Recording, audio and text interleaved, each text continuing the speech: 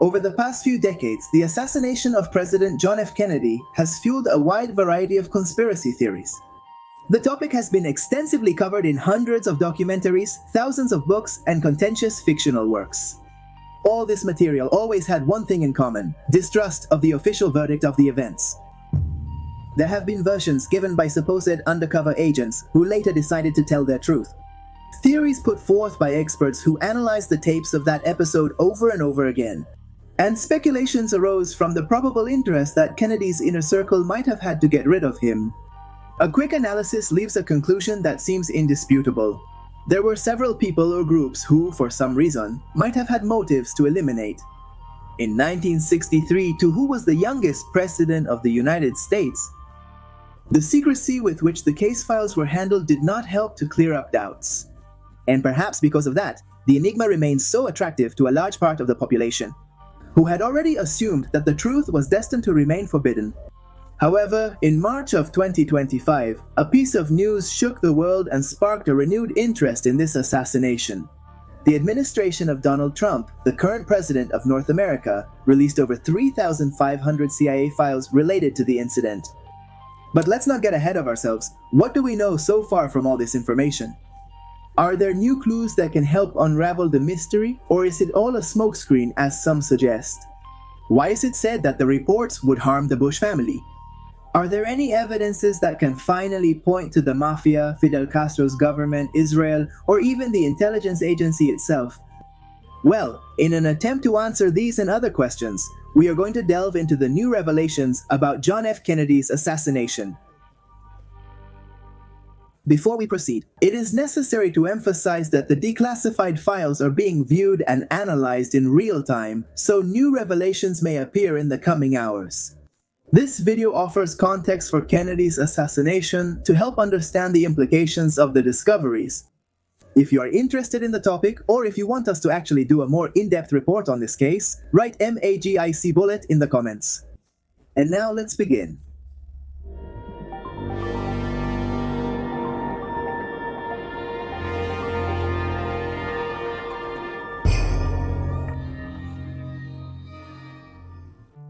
Let's get to know the official version of the events. November 22nd, 1963 is a date that was forever etched in American idiosyncrasy. That day, in Dallas, the 35th president of those lands was parading in a convertible Lincoln, waving to those who had come to cheer him on. His idea was to strengthen the Democratic bloc, which had had some internal friction and needed a reflection of unity. For this reason, John F. Kennedy and his wife, Jacqueline, had started a tour that the day before had taken them to San Antonio, in Houston and in Fort Worth. Until noon, Dallas was known as the largest city in the United States, without a sea connection. Dallas-Fort Worth International Airport is the largest in the state, the second largest in North America, and the third largest in the world.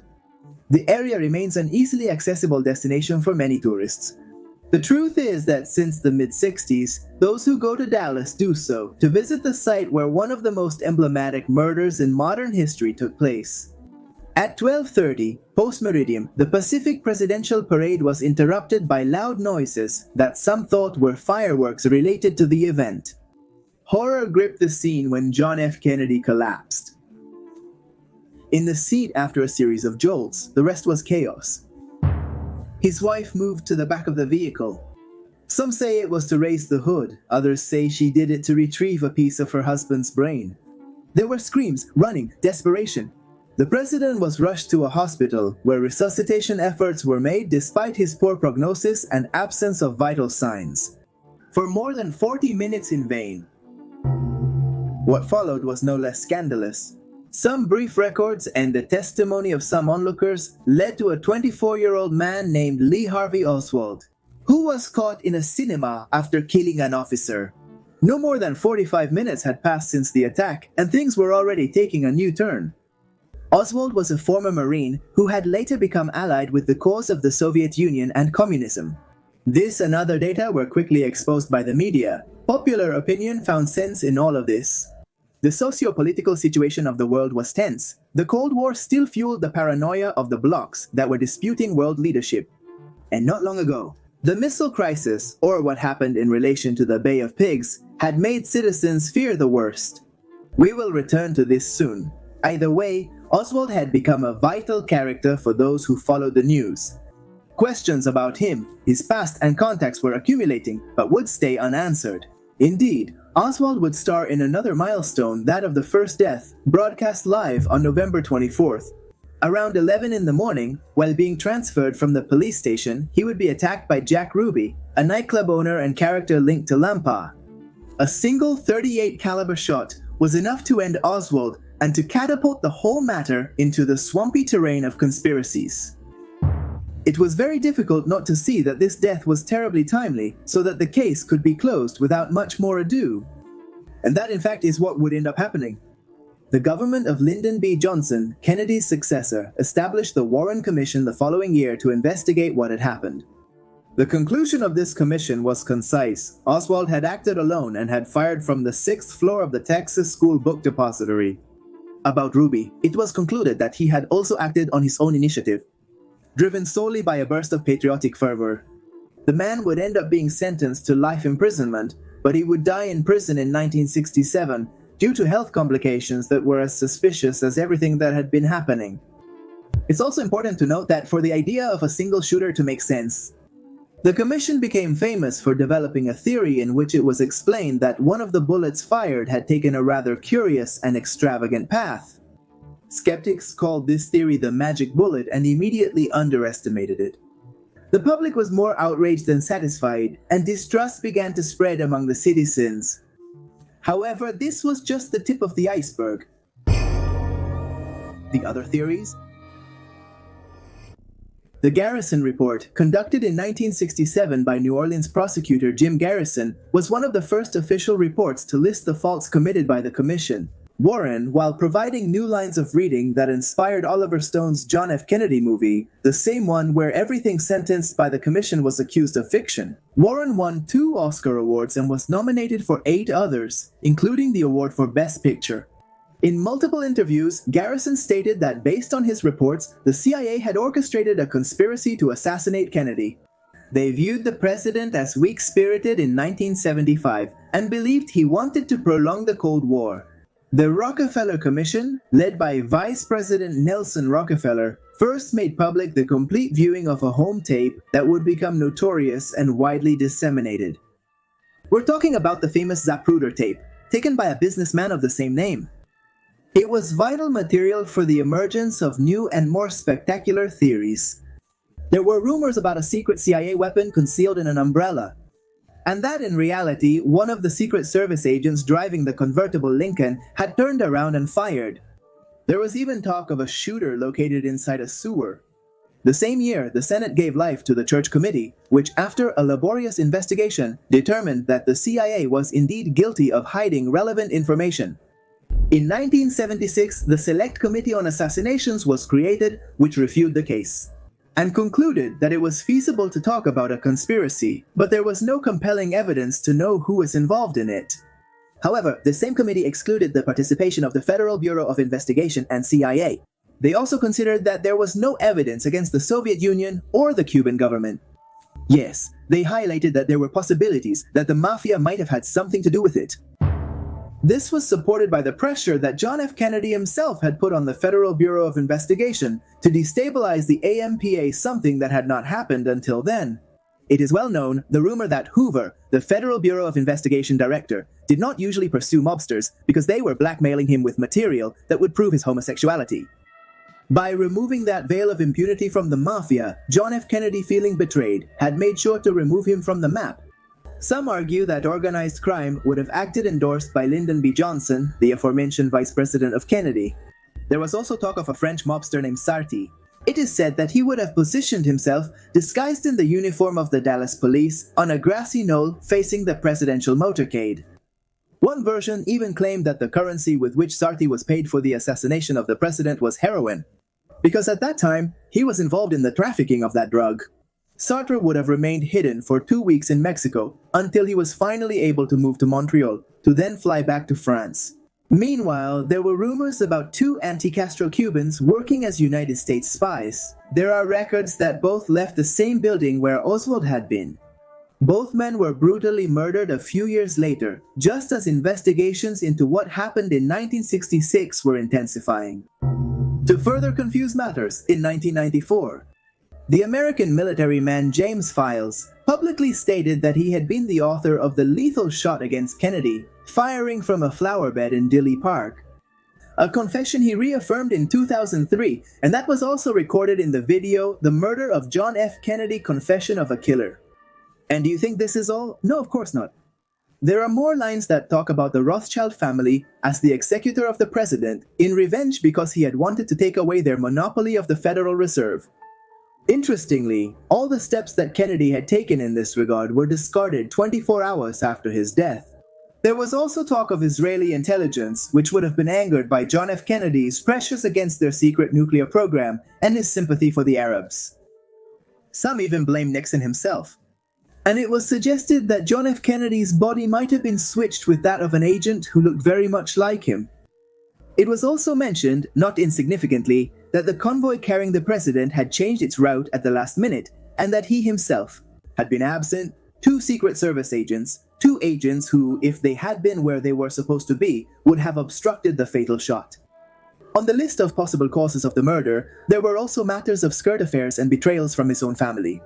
Coincidences, simple paranoia. Who killed John F. Kennedy and why? Was it a lone gunman or a conspiracy? The questions grew, as did the possible answers, fueling a spiral of possibilities that soon expanded to infinity. Knowing that everyone seemed to be hiding something, the people ended up accepting that the mystery was destined to remain unsolved. In recent years, numerous connections have emerged, supporting theories that were both far-fetched and plausible. That's why when it was announced that on Tuesday, March 18th, 2025, new documents implicating other power figures would be declassified, many held their breath. And that's how our story comes back to the beginning. The first thing to know is that the case documents should have been fully declassified in 2017.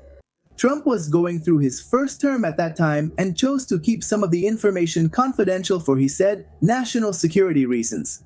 In 2025, 8 years later, and in his second term, the businessman no longer seems to have those fears. One of his first policies was to instruct the Federal Bureau of Investigation to publish any document referring to Kennedy that had remained hidden until that time. It's not entirely clear why this change of position. Some attribute it to a political strategy to strengthen his stance on certain issues and thus consecrate himself with the approval of the people. Others believe that with this declassification, he is creating a smokescreen to avoid declassifying more relevant files, such as those linked to the Epstein case. As if the expectation was not already high, hours before the regretted declassification, the White House spokesperson expressed, and I quote, "Finally, the citizens will have these documents in their hands and there will be a story to tell." I won't spoil that story for you, but let me tell you, the American people will be very surprised by what they will see. As you can imagine, at the time the files were published, the media and various studies pounced on them, eager to find among those thousands and thousands of pages a scoop capable of shaking the country. However, one of the first newspapers to speak out was the Washington Post, which assured that none of the published files were necessarily new, but were previously censored files, which were now released without the consequent strikeouts. The professionals of this medium also warned that the reports were abundant in technical language, and to understand the real significance of many of them, extensive studies and data comparisons had to be carried out. Even so, there were not a few things that could be corroborated after reading some shocking lines. For example, clear evidence was found of the surveillance that the CIA would have done on Oswald on his trips to Mexico, in order to present himself at the Soviet and Cuban embassies. There are also older records, even from the early 60s, where it can be corroborated that security agencies had the young man in their sights while he was demonstrating in Russia. This stoked old questions. Why were they operating on Oswald? 3 years before the assassination, did they consider him a dangerous person, or was that surveillance intended to recruit him? There are not a few who venture that Oswald, in reality, was always a spy and never felt sympathy for communist causes. Is it feasible, then, that Oswald was always an agent of the United States, who even managed to win the affection of the Komitet Gosudarbstvenoi Bezopasnosti? The files also reveal that the CIA intervened in telephone lines of different embassies in their pursuit to gain an advantage in the Cold War. In addition, these wiretaps had the secondary objective of monitoring various figures, from high-ranking politicians to artists linked to an anti-imperialist militancy. As it becomes clear, although unsurprising to many, the United States had woven a network of information and disinformation in those years that sought to discredit or eliminate those they considered ideologically offensive. The memos also detail how George Bush Sr. could have been involved in the logistics of what happened in Dallas. This was taken as a great contribution by many who for years pointed to this family as one of those involved in the death of John F. Kennedy. And since the Cuban Revolution started by Castro, the Bushes would have lost strong businesses they had on the island. Considering Kennedy as a very conciliatory person and soft-handed, they believed him to be indirectly guilty of the loss of their companies. In fact, those who support this theory suggest that Bush's actions in the Kennedy assassination is what would have opened the door to becoming the director of the CIA in 1900, 76, and as president a few years later. Even, some reports seem to indicate that Bush's link with the CIA was already very fluid. By 1960, when he was 36 years old, and for the general public, he was already a strong politician, but quite minor. Finally, some reports attest that the CIA was studying Israel's movements and its nuclear weapons, which reopens questions about this possible line of connection. All these declassifications, valuable to many, were not very well received by some former agents and professionals who had an active role in the investigations in those years. What would this mean? The opening of new and complex plots, of course. It turns out that sensitive personal information, including social security numbers, was revealed in the current declassified documents. Joseph DeGenova, a former campaign lawyer for President Donald Trump, was one of the victims. The man stated that he plans to sue the United States National Archives and Records Administration for violating privacy laws. He's concerned about identity theft as his personal information was in the case documents for his work for a select committee of the United States Senate, which investigated abuses of power by government officials. In the 1970s, including the surveillance of American citizens. His case was not the only one. Several people who work secretly for the intelligence agency today feel violated and fear that this declassification is actually a covert way of handing over their data to potential enemies. But to what end? How far do the tentacles of this web of paranoia extend? Most of the national files related to the assassination, including some that the agency has not put online, are available on the Foundation's website.